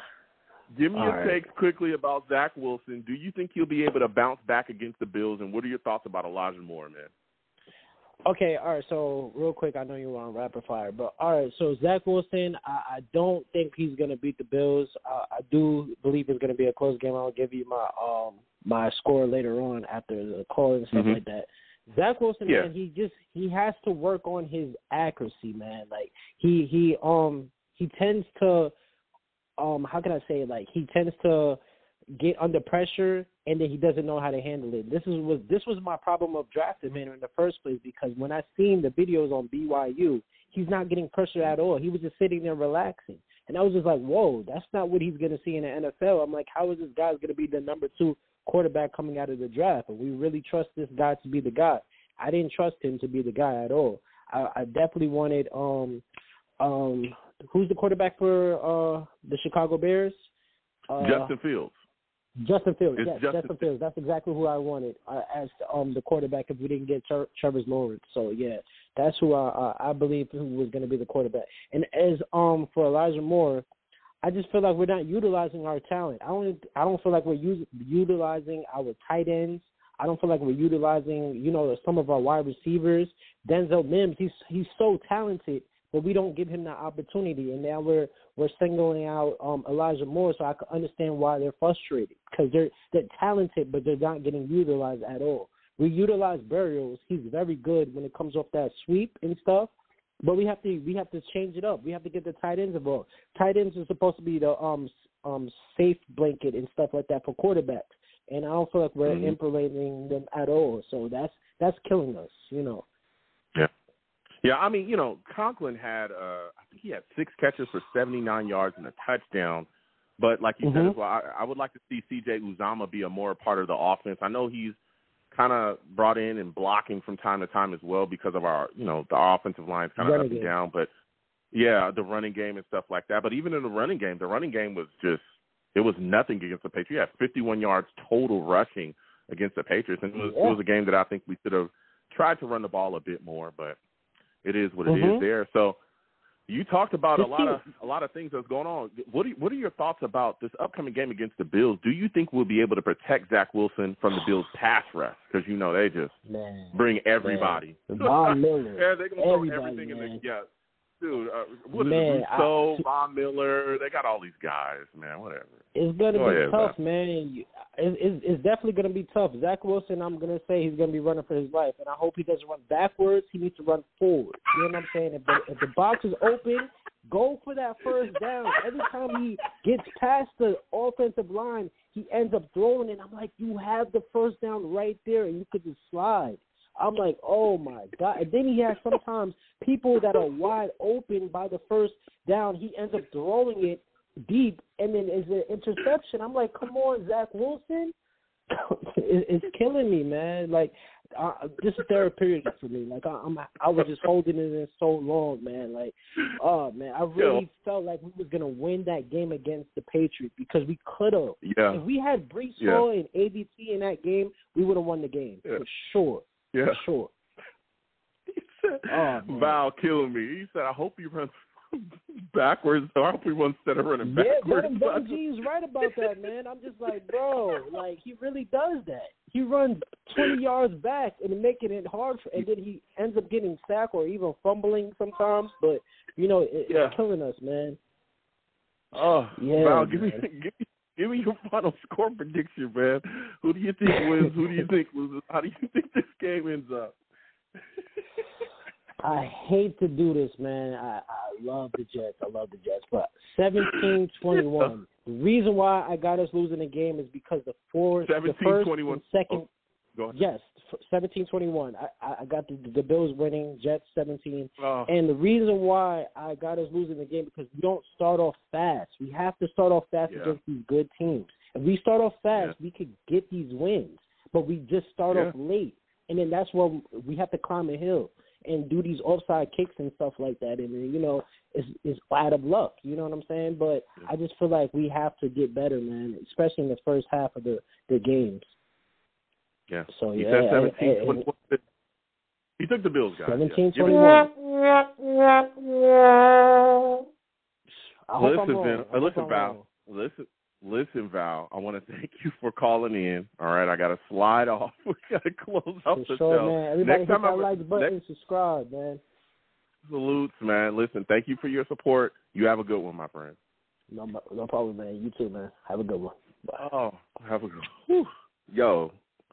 Yo, Val, Venom, everybody that called that. You guys killed me. I hope he runs forward instead of running backwards. Oh, that's the quote of the night. Hope he runs forward instead of running backwards. All right, we're getting late in the show here. I'm gonna start to close it out, but before I do, I'm gonna give my final score. I have to give my final score prediction at this point. At this point, I'm looking at it, and the Bills' pass rush is ferocious. This is a really good football team. I'm very concerned about that, especially with the jig is up. Right? We all know that what they're gonna do is they're going to send pressure at us, and then they're going to basically stack the box and beg Zach Wilson to beat them. And that's what they're going to do. Our running game has to step up. All right? We've got to run the ball more effectively than we did against the Patriots, and Zach Wilson has got to be better. If you think that, throwing those crazy footballs against the Patriots was cool, let me tell you, you're in for a rude awakening against the Bills because that defense is even better than the Patriots. Of course, they're supposed to have White. There's a lot of talk about him possibly coming back as well this week off of the injury. I know that they also have a safety that is banged up as well at this time, Poyer as well. So he's a little bit banged up as well. I think he's like an elbow injury or something like that. So we'll see as the week continues to play out. But as of right now, I'm going to take the Jets. I'm going to step up. I'm going to take the Jets. I'm going to put my neck out. I'm going to say that the Jets find a way to get this victory and that Zach Wilson rebounds, okay? I'm going to take the Jets to beat the Bills 28-21. 28-21, I'm taking the Jets.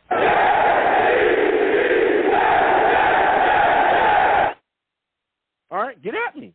Get at me. As of right now, okay, on this Tuesday night, I am taking the Jets to beat the Bills.